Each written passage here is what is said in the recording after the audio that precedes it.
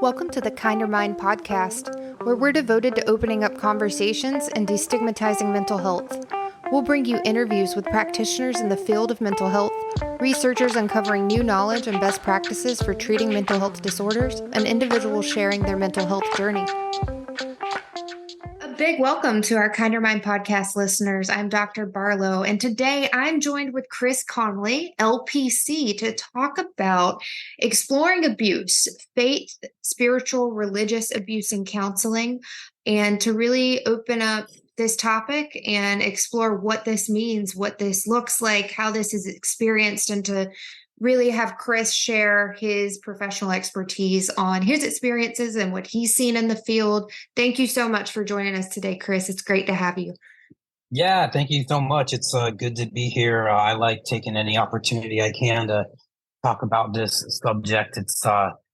It's important out there, but I don't hear a lot of people talking about it. For sure. So when I was actually reading through your experience and even this topic of faith and spiritual religious abuse, I was trying to figure out what angle we're approaching it from, because what my brain immediately went to was being in a kind of a spiritually abusive situation with maybe a church or a past religion. But then I think there's also a context of where you could work with a therapist who might have a very hard and fast stance on, oh, you should pray about it, or you should do this or that.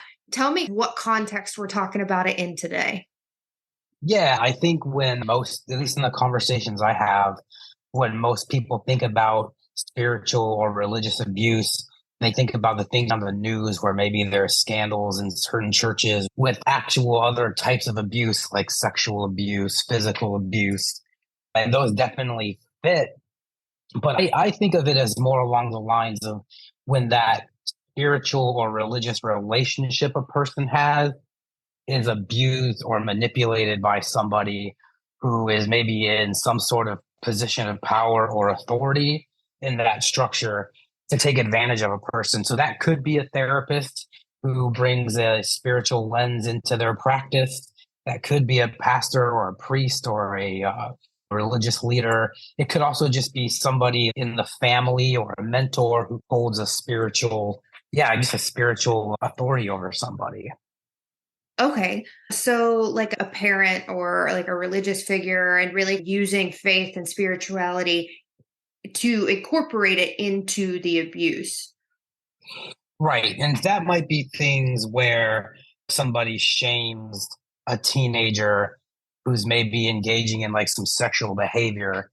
They come from a religious background where maybe that's not accepted. And instead of like lovingly guiding somebody into whatever this agreed upon moral stance is, it's using that to push shame, to push guilt on a person, and then to overtake them or overpower them.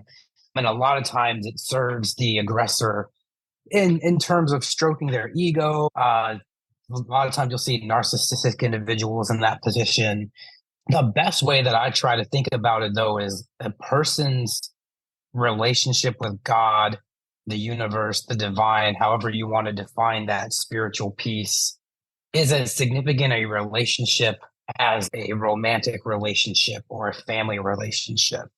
And when we look at those kinds of relationships, we're pretty good at identifying what's abusive. And that's when something in that relationship is not treating the other person well. So like we think about domestic violence, that's a trusted relationship where now one person is taking advantage of and manipulating that relationship.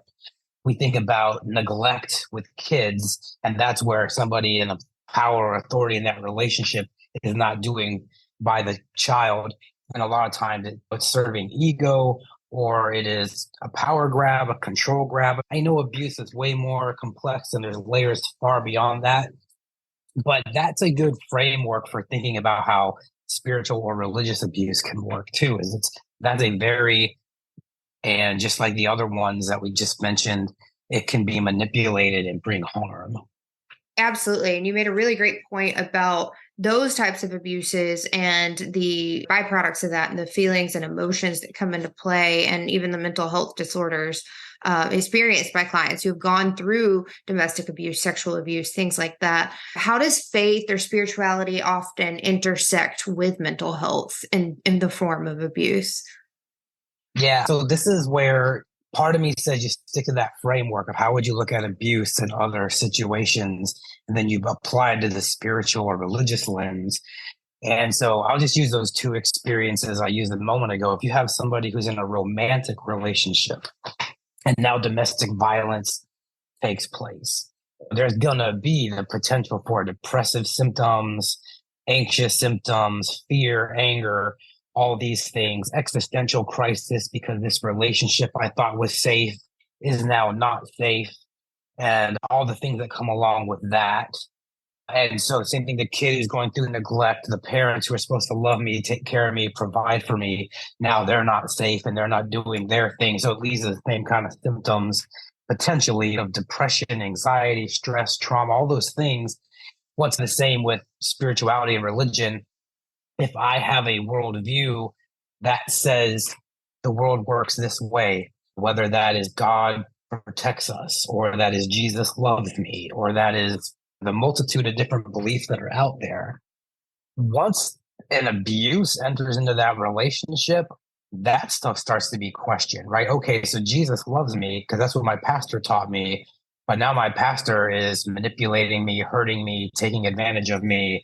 That whole worldview starts to crumble. And if that view crumbles, just like these other relationships, now I'm having depressive symptoms, anxious symptoms, fears, thinking about like my whole world is changing. I think that's a really interesting concept to think about, because I know that when we talk with clients, often our focus, especially in the beginning of working together, is to understand the client's worldview and to have them really inform us of what does your culture look like? What does your world look like? What's your core belief system? How was that formed? And I think it's a Right. really great point to incorporate faith. Like faith is a very big part of a lot of individuals' core belief systems and what makes them who they are. So I think that's really not only interesting but profound that you put so much faith in a higher power, as so many do. What happens when that crumbles? What happens when that is a bad, negative, abusive relationship? What are some common signs or like red flags for you that might indicate that a client either may have experienced faith or spiritual abuse, or might even be in a faith or spiritually abusive relationship right now? Yeah, it's hard to know with certainty because when it comes to religious, spiritual things, there's a bit of subjectivity to it, and things that I might hold in my moral compass of how the world should work. We know this as counselors and therapists. Our worldviews do not always align with our clients. So I think you can get stuck sometimes if you see somebody who's in a religious practice that you just don't like or that you don't think is good or beneficial, and you can be tempted to fall into thinking like maybe that's not good for them, maybe that's abusive. So I try to think about it in clinical terms. If I see somebody who is experiencing depressive symptoms, anxious symptoms, and then when the thing of spirituality, their religion, their faith system or lack thereof comes up, if I notice a correlation there, i might I might start to explore to see if there is something abusive in that connection. So if you do intake with somebody, you start to get to know them and they identify as a certain religion. And then the more you get to know them in therapy as they talk about it, when that topic comes up, you hear language of guilt and shame a lot that can point you to it. But you just notice when they talk about it, they don't seem to feel great about it. That's an indicator that even if it's not in a abusive all the way, that there's something uncomfortable about that part of their world. And again, that's where subjectivity makes this hard too, because a lot of religions do teach there's a tension between our existence in the world and the spiritual dimension. And so tension is not necessarily even a bad thing, but those are the things you look for. Is how does your client, how does their body language change when they're talking about faith or faith experiences or relationships within their faith community? Do they flat out express confusion or Do they express tension or disbelief or conflict? And at that point, you can dig deeper with them.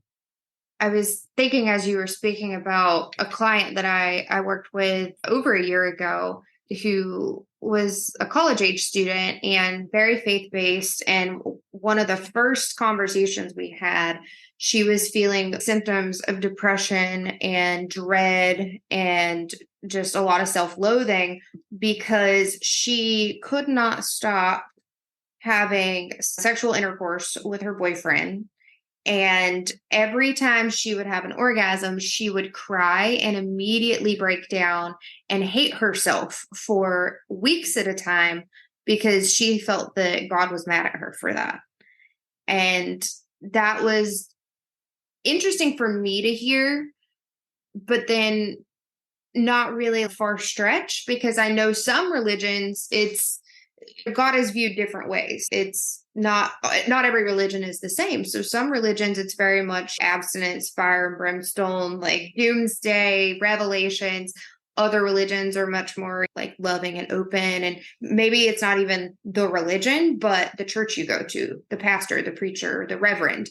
So for her, this was a really big life situation that she felt really stuck and lost and sad about. I'm interested to hear Or if you happen to have a client that you've worked with in the past that you could share with us just to help illustrate what it might look like for someone to be going through this in real life.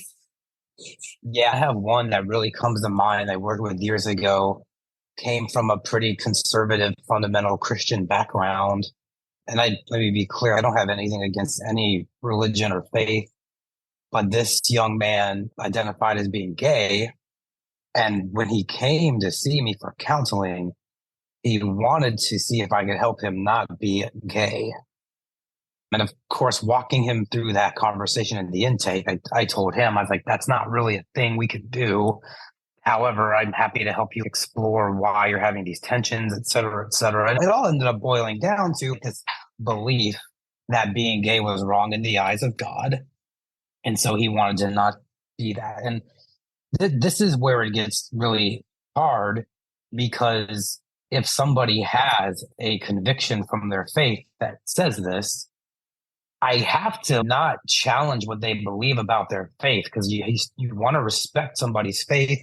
And so it's more like pointing out what you're hearing and trying to get them to find a conclusion about it. What I ended up doing with this guy after I don't even know how long is I just asked him how he knows that.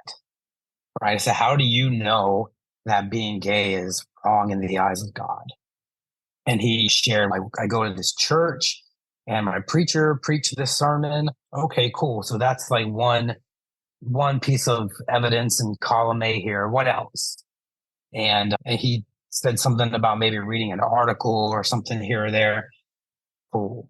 And yeah, just reading an article or seeing something on the internet. And I didn't just push back, oh, that's silly or anything. I was like, cool, that's stuff you've read that's convinced you of this. Awesome. What I challenged him to do was I said, you're making a decision about how you live your life based off of what you told me a preacher said and some articles you've read. Do you know what your holy book says for yourself? And he said he had an idea. So my challenge to him is like, you are making a decision that has a huge impact on your life. Because if you believe being gay is wrong in the eyes of God and you live by that conviction, then your choice is to live in a way that you think is harmful to what you believe about the world, or you're going to practice some version of abstinence or chastity and miss out on what most of us would consider fundamental human experience, romance, companionship, sexual gratification. And I just challenged him. I was like, man, like just study that stuff for yourself. The Bible is an old book. It's most people I think would agree there's wisdom in there, but there are thousands of ways to interpret that. And I just challenged him. I said, do it for yourself. I said, if you do the work and you study it and you still land on that conviction, cool. I'm not going to tell you not to have it. But then you can at least for yourself know you got there honestly, and that's what you really believe. And it's not something that you're just taking from somebody else who could potentially have an agenda or a misunderstanding of things. And he did that. And to be fair, I don't know if he fully landed anywhere before we discharged, but I could see that he really tried to engage that process. I think that's so great that you were able to do what was necessary on your end as a helping professional and not tell him like, oh, that sounds messed up or this sounds right, but allow him to make that choice and help him to really dig through and ask the questions and answers and decide. Well, and I'll say the secret with that is that's what we do with a lot of other areas in counseling, right? If you have a client that's dating somebody that you think is bad for them, unless you're talking about something where there's imminent danger, you don't necessarily argue. I don't know if that's the best girlfriend for you. Or if somebody's talking about taking a job and you just don't think it's a great, like we don't push that. I think because a lot of us have our own personal convictions on these things. And then in some areas, like our culture is really loud on what's right and wrong.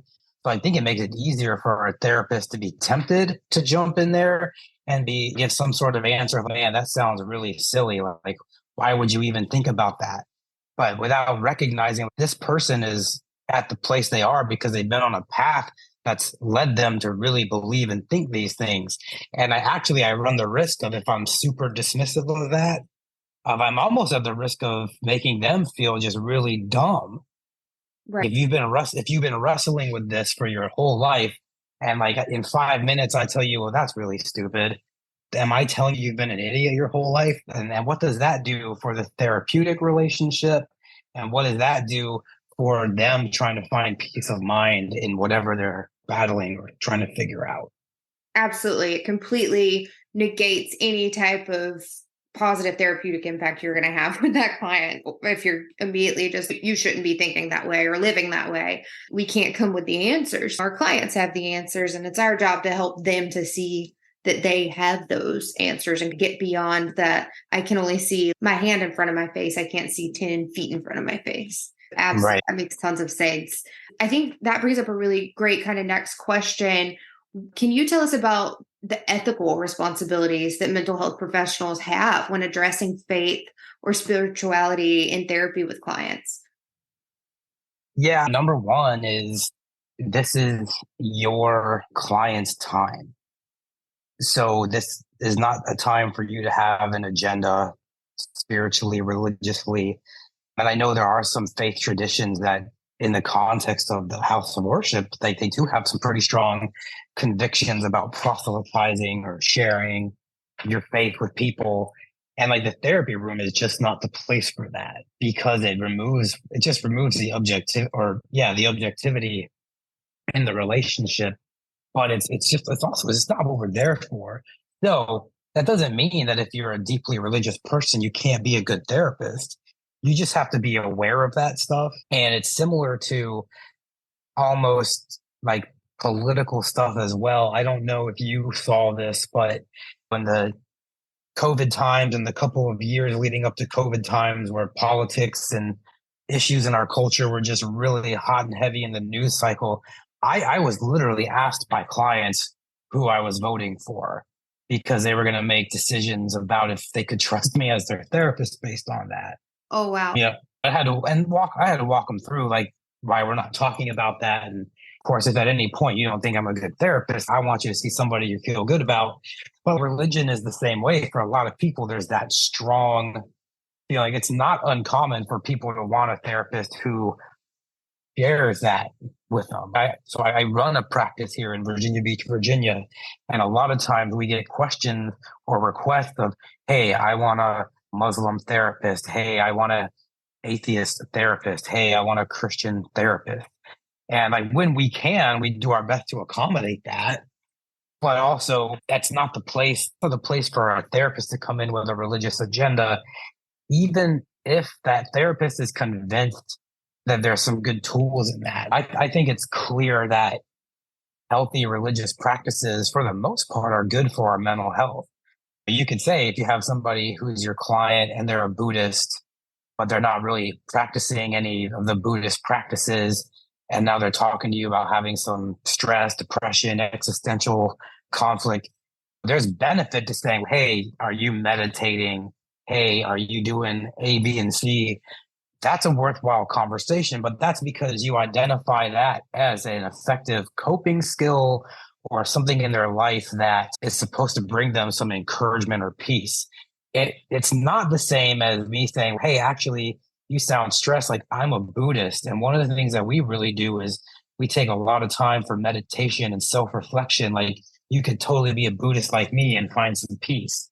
That's where there's a difference between welcoming someone's faith and faith practices into the relationship of counseling versus bringing yours in there. And then on top of that, it's very important to be upfront too. And if you don't know something about your client's religion that they've identified, like, don't try to pretend you do. Ask questions if you can do so appropriately and non-judgmentally.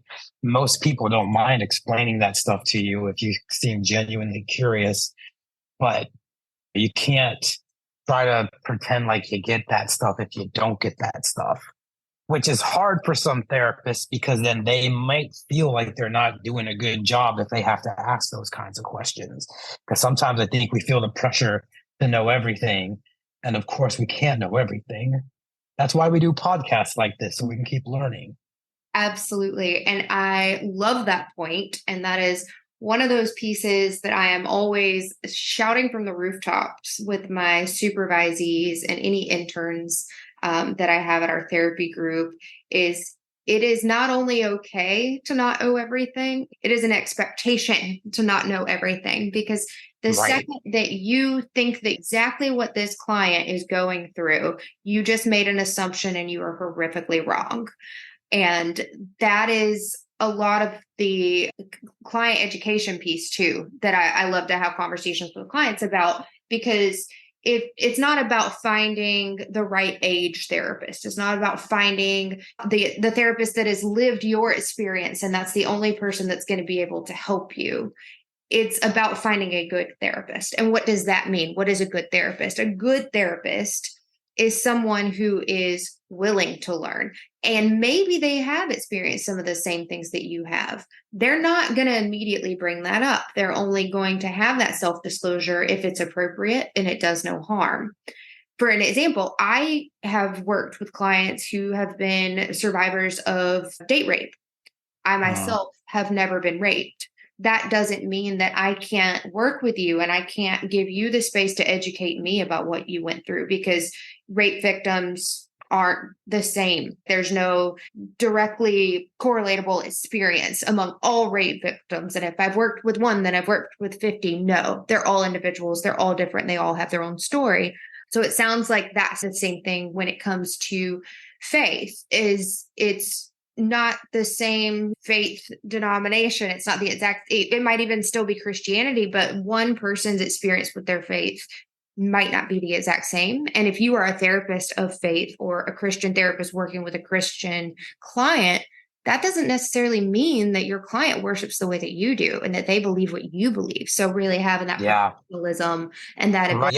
There's two really great points in there. Like you were just saying, you could take something as plain as I'm a Christian, I'm a Muslim, I'm a Hindu, and that doesn't mean the same thing person to person. I know this most intimately in the Christian circle. Like, there's a wide spectrum from like super fundamental conservative Christians all the way to like very liberal, open Christians, hundreds of different denominations. And so there's a lot of differences there.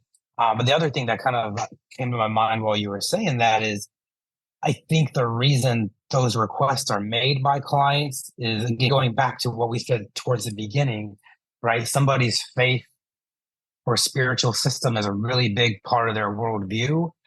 And so there is going to be some comfort if I'm going to embrace in something that's heavy, like counseling, therapy, maybe even scary because I've never done it. I'm nervous. It's nice to know that I share that worldview, even if that's not completely true. It's a comforting factor. And then there are some faith traditions or branches of faiths that are not the most supportive of counseling and therapy. And so to say, hey, this one's okay because, they're a Hindu like me, they're a Muslim like me. So this isn't just like that secular, terrible counseling stuff. So those are, I think, a couple of reasons why those requests come in like that. And I do think there's value to honoring that where you can. I completely agree. And like you said, and I even, gosh, I have a personal experience where that's happened before. I was raised Catholic, self disclosure. And during Sure. my time in grad school, I just had a baby. My husband's in the military. I'm thinking of doing grad school. And I just felt really overwhelmed. I'd never been in therapy, I'd never even entertained that idea. So go to my primary care doctor because of my insurance, and I asked for a referral to talk to a psychiatrist. I didn't even know that there were other forms of therapy. And this was 2010, so not incredibly long ago. And the doctor looked at me like I was crazy, immediately left the room. The nurse came in and gave me the number for her pastor and said, I think you need to call him. I think he's going to be able to help you. And Mm, I was just like, don't get me wrong, like I was raised on faith, like I know the value of faith, but in that moment, that is not what I was needing or asking for. And it's interesting to me how even others in the helping fields can think, oh, I have the answer. Faith is what you need. And I'm going to make sure that that's the course that you take, or I'm going to highly recommend that's the course you take, to the point to where I don't even offer you another option. So I was never given right. any type of referral to a therapist or any type of education. And then when while as I was leaving, everyone was looking at me like I was about to just stand there and slip my wrist or something. It was insane. Yeah. Self disclosure myself, the reason I'm very passionate about this topic is because I've been enmeshed in it, right? I think that's how, maybe not for everybody, but a lot of us find our passions in mental health work is either our own experiences or those of people who are close to us. But I've spent a lot of time working in faith communities, churches, to the point of even being on staff at churches. And I've always wrestled with this tension of I see a lot of people who get hurt in these systems by these kind of abusive, manipulative relationships. But I also see the value of somebody who has a really genuine, meaningful faith. And so my career has bounced back and forth between those two arenas to where now I'm on a mission to figure it all out and help other people figure it out.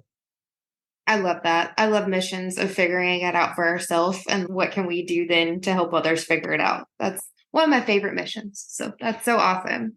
Tell me, how can someone who's experienced faith or spiritual abuse in therapy begin the process of healing and overcoming that and even getting back on a therapeutic journey? Yeah, starting is always the hardest part for stuff like this, especially if you do come from one of those places we were just talking about earlier, where maybe therapy is not fully supported or a little frowned upon. But I'll frame it this way, man. If this is like somebody who's listening and they're like, I don't know, I'm in this weird place, just take some time and reflect on your feelings, explore the beliefs of your faith tradition as objectively as possible, but be upfront too when you do get to a counselor. If you're aware that this is what's going on, because actually what I find is a lot of people don't know this is a big part of what's going on until it's unmasked after some therapy. But if you know, be upfront with your therapist. Say, hey, I'm really struggling with my religion and its impact on my life. Hey, I'm having a hard time because like I think God is good, but my life is terrible right now and I don't know how to synthesize those ideas. Just being honest. And one thing I don't think in general that I don't clients don't know is it is okay to interview your therapist a little bit and ask, hey, I'm really having a hard time because my family brought me up to be Muslim, but I don't really believe those things anymore. But I want my parents to still like me. Is that something you think you can handle? Do you understand the Islamic faith? You can ask your therapist those questions. So if you know that's a part of what you're dealing with, ask. The other thing I really encourage people to do, which is hard for a lot of us, is lean on social supports if you have healthy social supports. And that's where it gets tricky because sometimes your social supports can be enmeshed in that faith community. And so they might not be helpful. But if you know you have friends or family who can be objective and love you and not push an agenda on you, and are willing to listen to you, even if they don't have solutions, leaning on those kinds of things. And then the internet is a wild west frontier of good and bad. there's actually a lot of places you can go online to find support, whether it's through chat groups, Reddit forums. There's even a handful of organizations out there that specifically exist to help people navigate faith crisis. Preparing for this, I was looking for some groups to share. There's groups out there that are for like, are you a pastor who doesn't have faith anymore but don't know how to make a transition in your life? There's a group for that.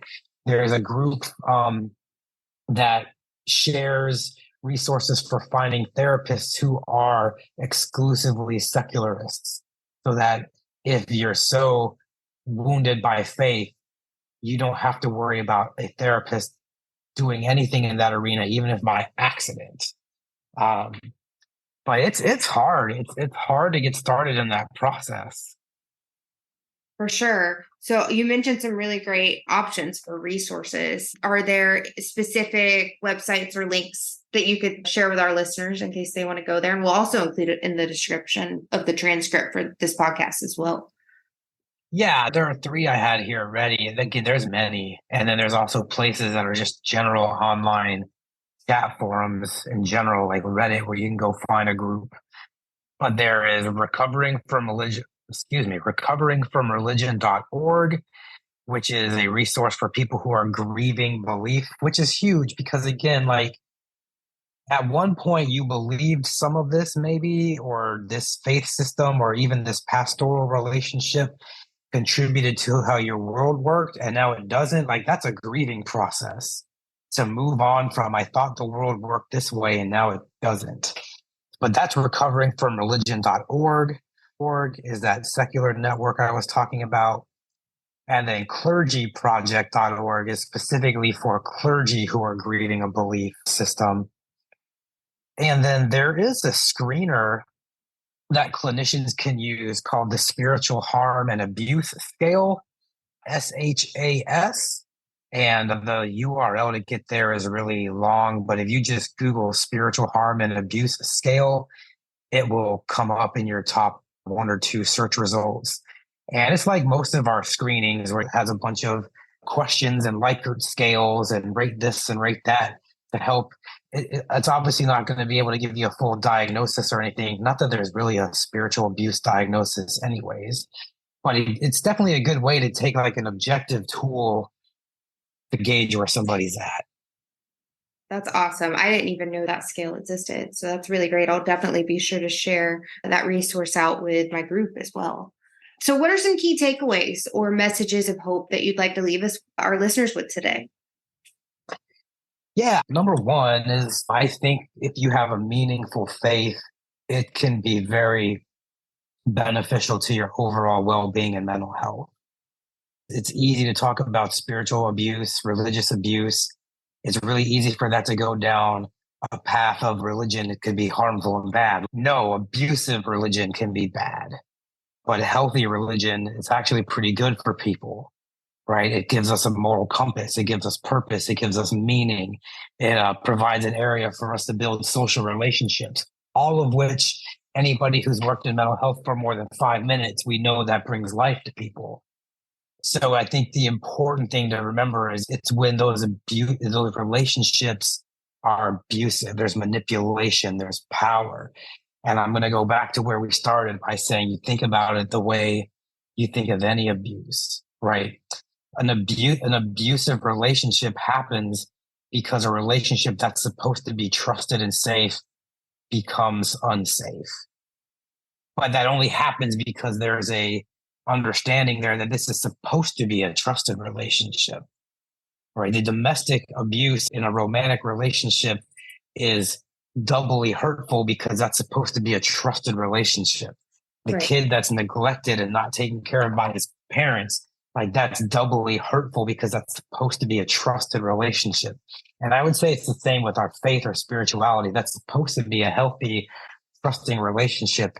And the people who represent that, whether that's pastors, priests, mentors, family members, all these folks, like, if those relationships are healthy, they're great. But if they're abusive, then they're doubly harmful.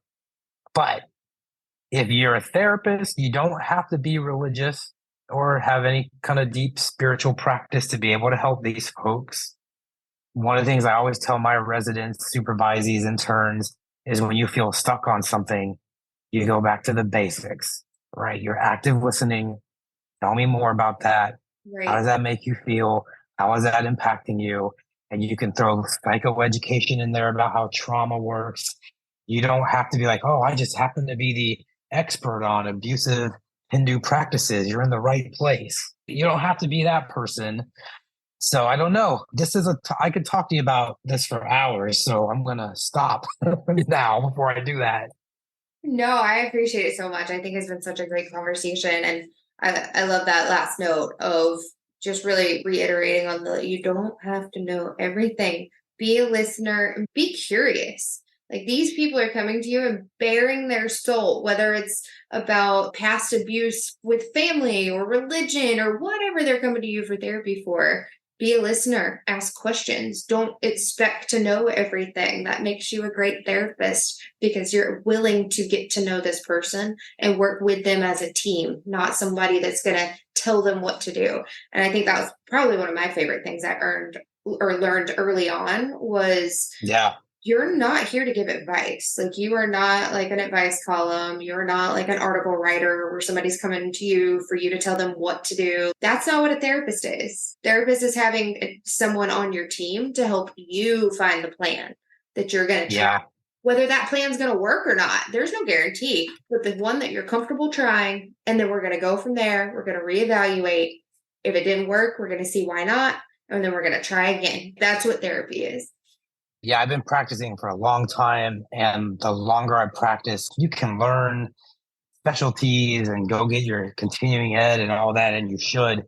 But I'm surprised at just how effective the basics are to literally look at somebody and say, that sounds hard. Tell me more.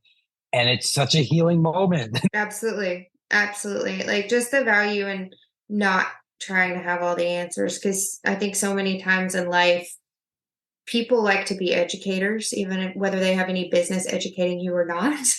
People want to share Yeah. their opinions. And that's not what therapy is. Like therapy is not for your opinion. Therapy is for the evidence-based practices and you being a good listener for your client and really validating what they're going through. So thank you so much again, Chris, for joining us today to have this conversation.